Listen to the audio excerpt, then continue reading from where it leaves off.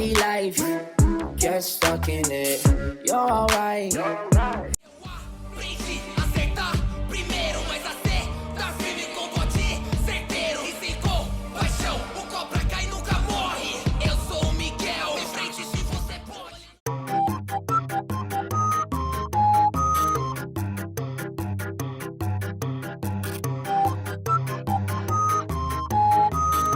E aí galera, tudo bem com vocês? Hoje a gente tá aqui para reagir, meus amigos, porque Tanjiro se transformou. Análise do episódio 10 da segunda temporada de Kimetsu no Yaiba, meus amigos, do canal Verdade, do meus amigos. Anime no Kokoro, beleza? No Kokoro. É isso aí, meus amigos. Exatamente, se você não conhece o canal, o link tá aqui na descrição, dá uma passadinha por lá, se inscreva. Se o inscrevam conteúdo lá, meus é amigos. de animes, garanto que vocês vão curtir, beleza? Verdade, meus amigos. Então, sem mais delongas, já deixa o like pra fortalecer, gente. E ativa o sininho. Pra não perder nada, que É melhor que Então, também. bora Bora mais mais um um vídeo.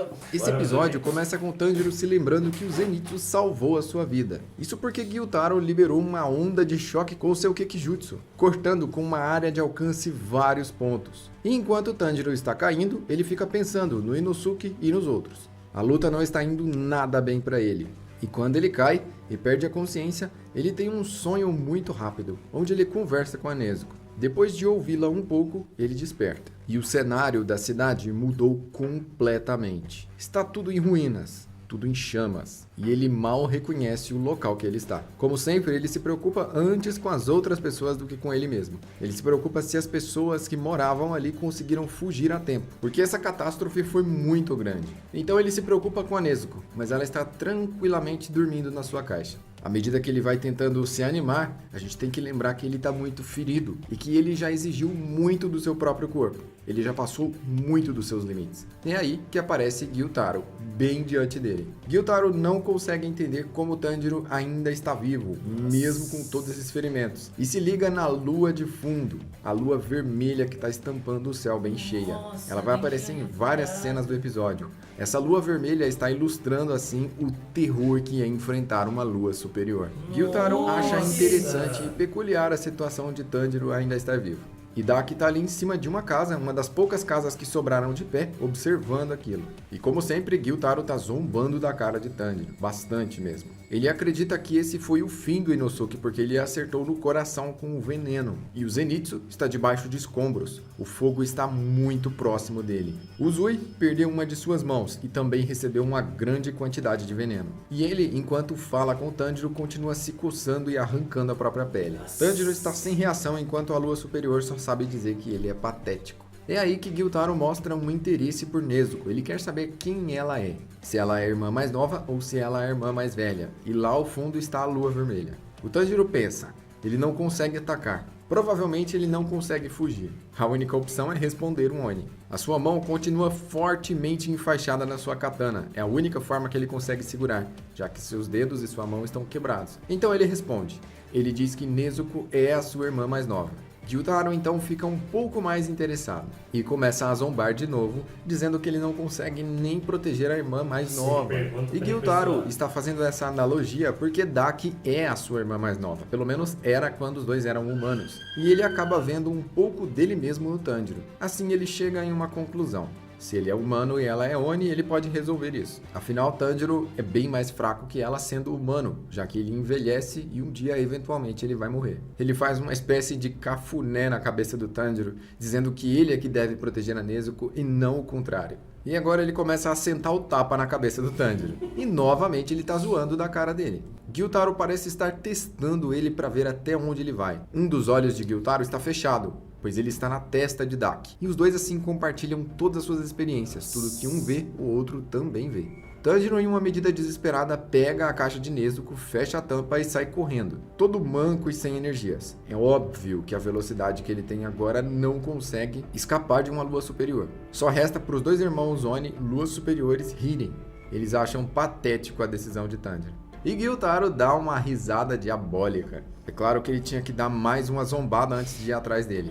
E quando ele vai, com um único movimento ele alcança Tanjiro no ar e o chuta para dentro de uma casa em chamas. Por sorte, Tanjiro não acertou em nenhum lugar que tinha fogo, mas ele caiu defendendo a caixa de Nezuko.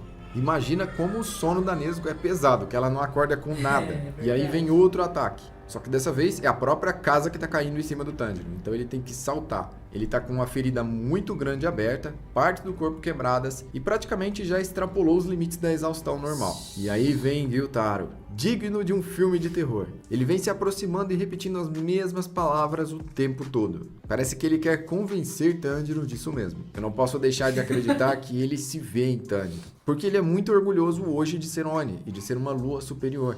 Mas antes, quando ele era humano, tudo que ele se considerava era patético. É como se Gyutaro estivesse olhando para ele mesmo no passado e falando com ele mesmo, se chamando de patético. Porque agora ele é um poderoso Oni imortal. E ao se aproximar, Tanjiro rapidamente desenvolve um plano. E mesmo com os dedos quebrados, ele pega alguns incensos e joga no ar. Perto dele tem uma kunai. Uma kunai com extrato de glicínia que pode paralisar ou retardar os poderes de Oni. Só que o cheiro da glicínia é extremamente forte para os Onis. E eles conseguem senti-lo a longas distâncias. Então ele jogou um incenso no ar e começou a jogar pedras e cacos. Ele estava fingindo que ao jogar isso ele estava desesperadamente tentando jogar qualquer coisa. Mas o incenso foi para ocultar o cheiro da glicínia. E ele faz isso o tempo todo com os dedos quebrados e cada vez os seus dedos estão mais roxos. Então Gyutaro começa a brincar com ele. O acerta, o joga para cima. E Gyutaro diz uma coisa muito interessante. Ele diz que não odeia Tanjiro. Ele gosta de coisas miseráveis, patéticas e sujas. E como ele viu essa marca no rosto do Tanjiro, ele se interessou bastante, já que isso pode ser a marca dos caçadores de Oni. E um Oni com essa marca se tornaria extremamente poderoso, uma adição muito grande para o exército de Muzan. Então ele propõe com que Tanjiro se torne um Oni. Ele pode conceder parte do sangue dele mesmo e fazer assim Tanjiro virar um Oni como a sua irmã. E ele arrasta as unhas pelo olho fechado, fazendo uma grande cicatriz no seu próprio rosto. É claro que ele se regenera, mas isso deve doer. E Gyutaro está todo animado para transformar Tanjiro em Oni, mas é claro que essa não vai ser a decisão do nosso protagonista. Ele realmente queria que Tanjiro se tornasse um dos seguidores de Muzan. E caso ele não queira fazer isso, o destino para ele acaba aqui. A Daki não gostou da ideia. Alguma coisa diz para ela que ele não deve se tornar um Oni. Lembra quando Tanjiro estava acertando ela e ela viu nas memórias do sangue de Muzan um caçador de Onis? Provavelmente os instintos dela, graças ao sangue de Muzan, estão falando que isso não deve ser feito. E aqui a gente pode ver que a cicatriz que ele fez no rosto já se regenerou. Ele abriu 3 grandes riscos no rosto, mas a regeneração de uma lua superior é algo muito instantâneo. E ele fala das vantagens de ser um Oni. Seu corpo que se regenera, a sua vida que dura um longo tempo, fora que ele não vai ter nenhuma limitação humana. Então Tanjiro olha para cima. E Gyutaro diz que isso é sinal de fraqueza. Ele acha que realmente Tanjiro desistiu. Mas na verdade, como o Gyutaro estava muito próximo dele, ele só estava pegando o impulso. E quando ele finalmente conseguiu, ele deu uma cabeçada na lua superior. A testa de Tanjiro já é muito conhecida pela sua dureza sobrenatural. E ele joga a lua superior para trás. Por incrível que pareça, a cabeça do Tanjiro é tão dura que ela conseguiu deixar o Gyutaro tonto. E mais uma vez o Tanjiro está tirando forças de onde não tem. Hadaki não consegue acreditar como é possível a cabeça de um humano ser tão dura assim. E o Gyutaro, agora tentando entender o que realmente aconteceu, vê que tem uma kunai fincada nele. Que ela foi fincada pelo Tanjiro exatamente para isso. Ou seja, naquele momento ele não estava fugindo com a Nezuko. Ele estava indo para um lugar que tinha o incenso e a kunai. E assim ele poderia usar os dois para conseguir enganar a lua superior. E foi exatamente isso que ele fez. Assim que ele espalhou um monte de incenso, os cheiros se confundiram. E por esse rápido momento ele conseguiu enganar Gyutaro. Então ele, com as suas 2 mãos quebradas, tenta mais uma vez acertar o Oni. E ele não entende por que Tanjiro não desiste. Mesmo todos os fatores estando contra ele, seus amigos derrotados, ele mesmo todo quebrado, mas ele não desiste. E aí vem mais uma dança do Deus do Fogo. E ele acerta Gyutaro em cheio, mas não tem força o suficiente. Gyutaro tem o pescoço muito duro. E eles ficam nessa cena, onde Gyutaro, para se levantar, vai ter que fazer força contra a lâmina. E Tanjiro começa a fazer uma analogia que ele e a Nezuko hoje poderiam ser Onis, caso o Muzan também tivesse transformado ele. E ele estaria no lugar de Gyutaro. Então tanto o Gyutaro se vê em Tanjiro como Tanjiro se vê em Gyutaro. Ambos estão tentando proteger as suas irmãs mais novas. Ele logo imaginou que se ele fosse um Oni, ninguém teria pena dele. E rapidamente ele seria eliminado. Gyutaro então decide reagir. e ele lança uma pressão no ar só de querer levantar. A pressão que ele está fazendo é contra a lâmina do Tanjiro, e ele está fazendo isso exatamente com o seu pescoço. Ele remove a kunai e o Tanjiro está fazendo muita força, mas o Gyutaro está confiante que vai conseguir sair dessa. E pelo menos a pele ele rompeu. Pela primeira vez ele conseguiu romper a pele do Gyutaro. A Daki, mesmo estando longe, ela consegue ver tudo o que está acontecendo graças ao olho do Gyutaro, que ela também vê o que está acontecendo com ele. É como se os dois estivessem no mesmo lugar ao mesmo tempo. E é claro que ela vai mandar um ataque para salvar o irmão, mas Zenitsu sai de dentro dos escombros e encara ela. Ele parte todas as faixas que ela estava mandando para lá e decide enfrentá-la. É claro que se o Tanjiro, mesmo se ele conseguisse cortar o Gyutaro, ainda teria o problema da Daki. Então ela e Zenitsu começam a se enfrentar. E mesmo ela deixando o seu pescoço maleável, que fica muito mais difícil de cortar, a velocidade de Zenitsu está conseguindo fazer frente a isso. Unindo a lâmina, a velocidade e a eletricidade, é possível romper esse tecido. E ele começa realmente a cortar. Isso deixa os irmãos Oni em sério perigo. Quando a gente consegue ver os pensamentos de Zenitsu, ele está preocupado com os próprios movimentos, porque logo ele não vai conseguir mais se mover. E esse é um dos últimos movimentos que ele consegue fazer. Então, de todas as formas, é agora que eles precisam resolver isso. E Gyutaro continua se levantando contra a lâmina. Ele aumenta ainda mais a pressão e fica cada vez mais pesado para o Tanjiro.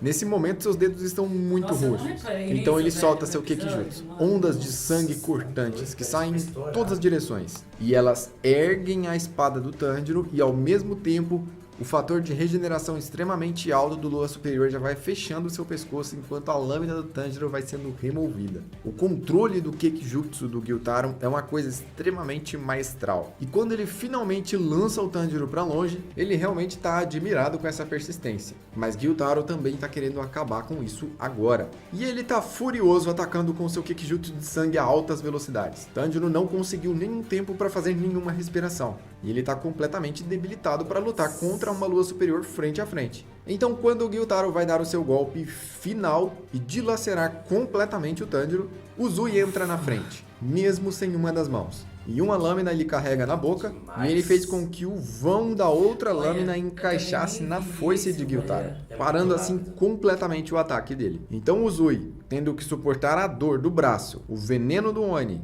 e todas as feridas que ele já sofreu, vai ter que lutar contra Gyutaro. Provavelmente, o Uzui fez uma boa respiração de regeneração. E agora ele passou a ignorar a dor, porque quando toda essa dor vier, provavelmente ele vai apagar. E Gyutaro não consegue entender como que ele está vivo, mas ele tem a teoria que ele usou os músculos para parar o coração, afinal ele é um shinobi. Tanjiro tá ali de boca aberta sem entender nada que está acontecendo. E pela primeira vez é mostrado pra gente como o Uzui enxerga todos os ataques quando ele está usando a sua respiração do som. Ele enxerga no ar várias possibilidades do ataque, e assim ele consegue desviar de ataques em altíssimas velocidades. E é muito interessante essa representação da visão de Uzui como um som.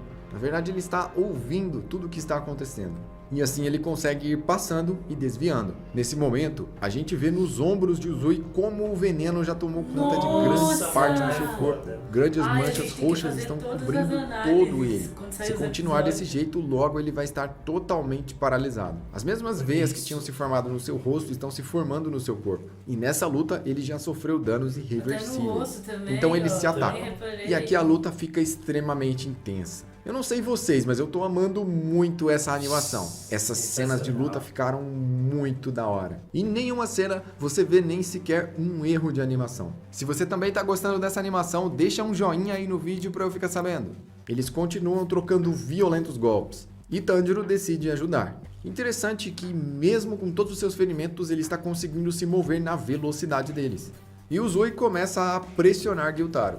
Agora os dois estão sem braço. Tanjiro se aproxima e salta. Agora ele está em cima de Gyutaro e Uzui. E isso deixou ele aberto demais, sem defesas, proporcionando que Gyutaro fizesse a sua lâmina entrar por dentro da boca do Tanjiro. Tirando que além desse ferimento doer demais, ele está envenenado. E é um golpe que para qualquer pessoa normal provavelmente seria fatal.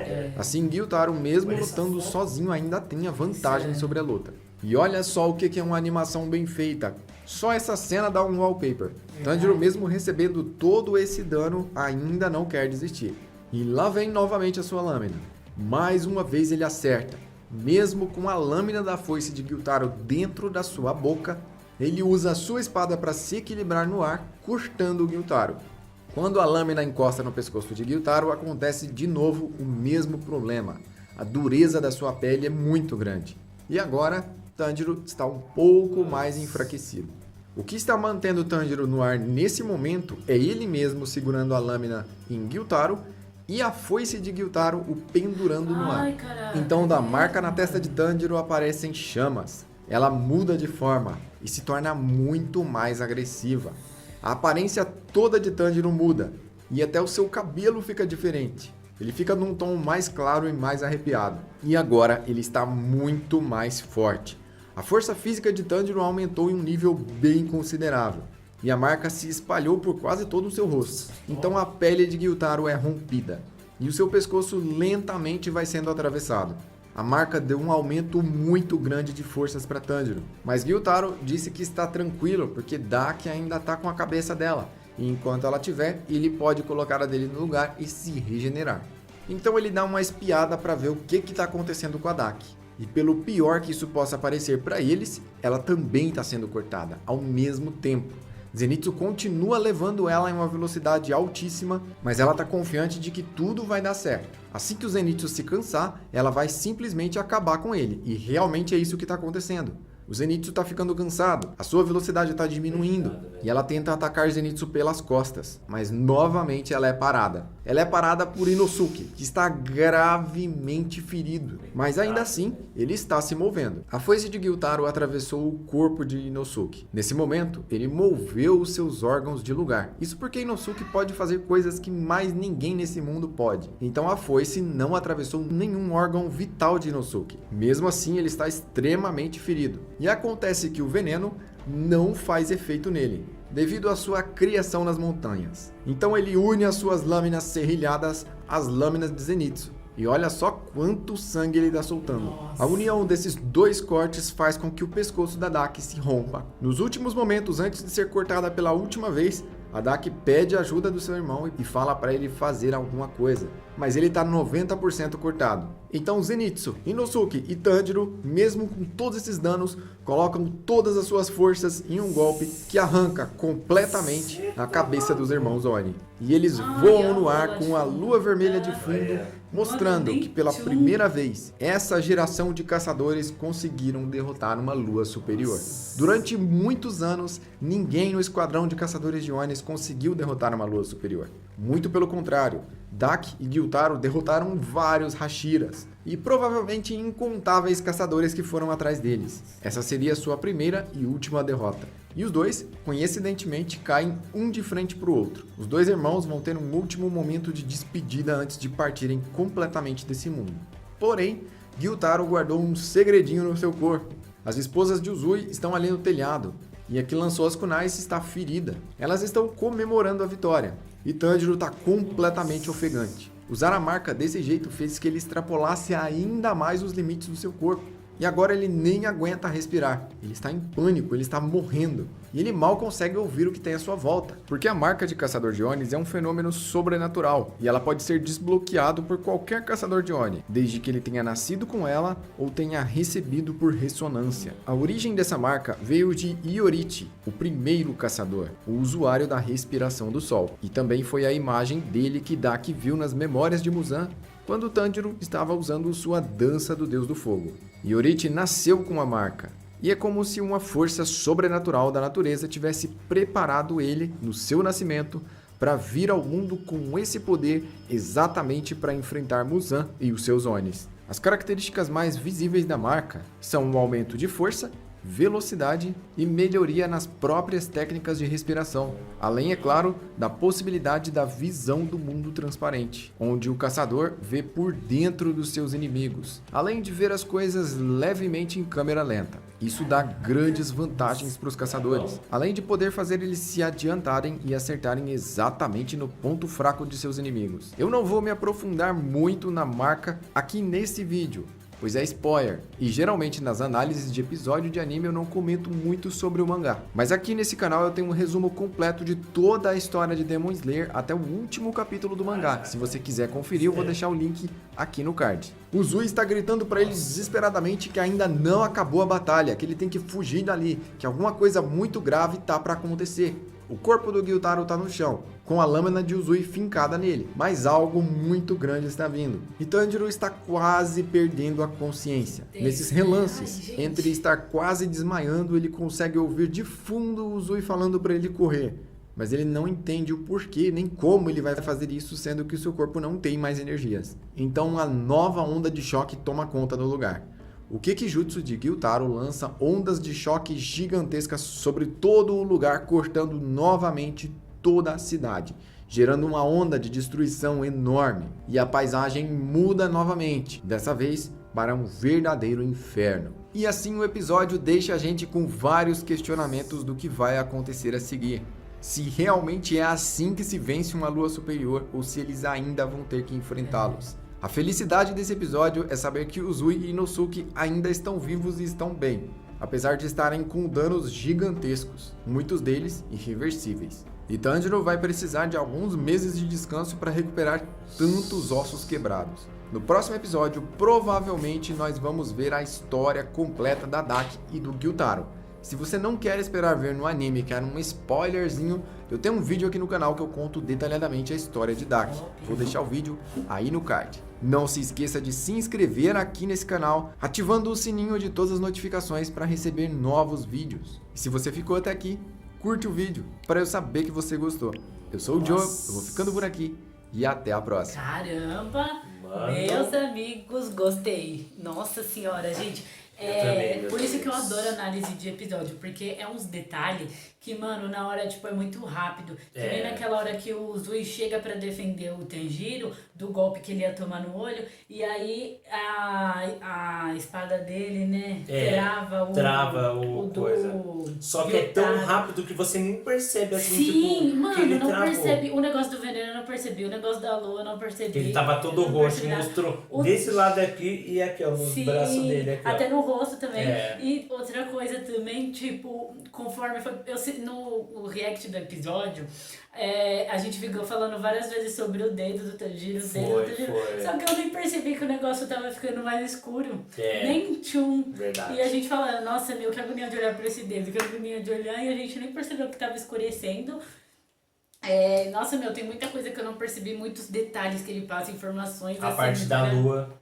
A parte da então, lua, tipo, sim. sei lá, mano, eu vi a lua assim, mas... Eu tipo, nem olhei, gente, juro, eu nem vi a lua, sério. Eu não vi a lua mesmo. Mas é muito bom, mano, porque ele explica muito bem cada detalhe, tudo certinho. Cara. E tirou bastante E dá mais dúvidas sentido ao episódio, né? Com certeza. Né? E se vocês quiserem, a gente pode trazer todas as análises, tipo, assim Verdade, que saiu o episódio, aí a gente pode fazer a análise que ele fizer do episódio, entendeu? Porque eu gostei, achei da hora, como eu acabei de falar, deixa o episódio mais completo e mais explicado pra gente, né? Isso, com então, certeza. Então, comenta o que vocês acharam. Adorei, mano. E se vocês quiserem outros vídeos do canal dele, mano, deixa bastante sugestões que a gente vai trazer todos pra vocês. E a gente sempre deixa o link do canal dele aqui. Vão se inscrever, beleza? Exatamente, meus amigos, gostei pra caramba. Espero também que vocês tenham gostado. Comenta também o que você não tinha anotado aí no verdade. episódio. O que passou batido em você, beleza? Comenta aí pra gente, beleza? Espero que vocês tenham gostado. E se você chegou até aqui... E gostou desse vídeo? Muito obrigado pelo seu like. Pelo sofrimento. Tamo junto. Então, até o próximo vídeo.